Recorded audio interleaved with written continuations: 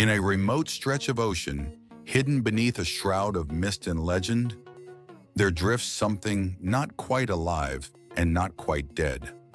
A floating mass the size of an island, veiled in permanent twilight. Its silhouette emerges from the fog like a forgotten god, massive, ancient, and silent. No waves crash here, no seagulls cry, only an eerie calm, like the ocean itself is holding its breath.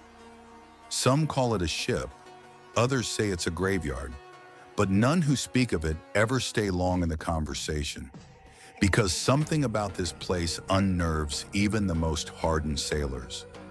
As you approach, the air grows colder, not just the kind of cold that bites your skin.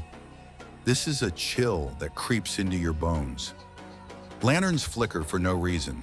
The compass spins. Shadows stretch just a little too far. Then, the laughter starts.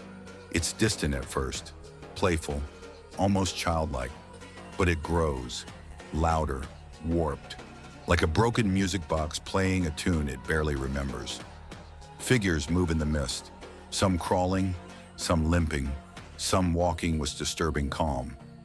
They're not alive, but not entirely dead either, stitched together, reanimated, empty-eyed, yet somehow still watching. And the one who commands them? A figure hidden in shadow. He doesn't fight with muscle or swords. He fights with fear, with power pulled from the very essence of others. His weapon isn't fire or steel.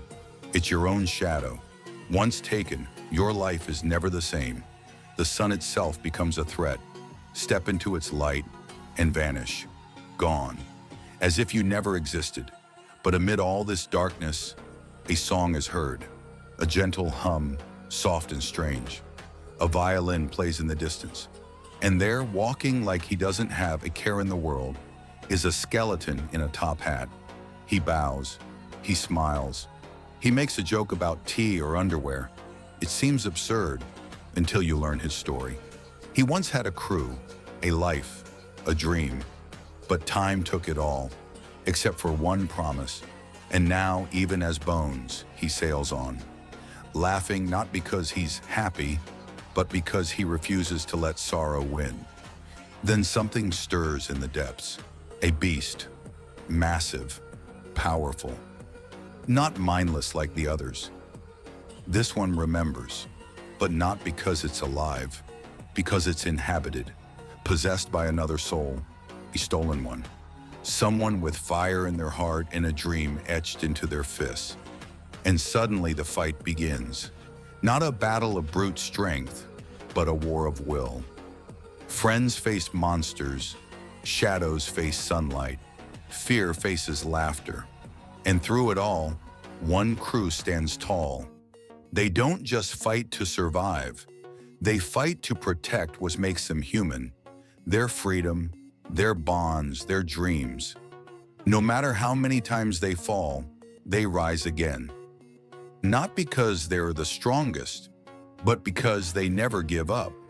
And when dawn finally breaks, when the fog lifts and the cursed shadows retreat, the world feels just a little brighter. Because sometimes the scariest places are where the strongest hearts shine the most.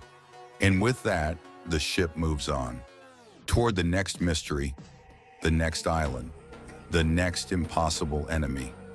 Because in this sea, the story never ends.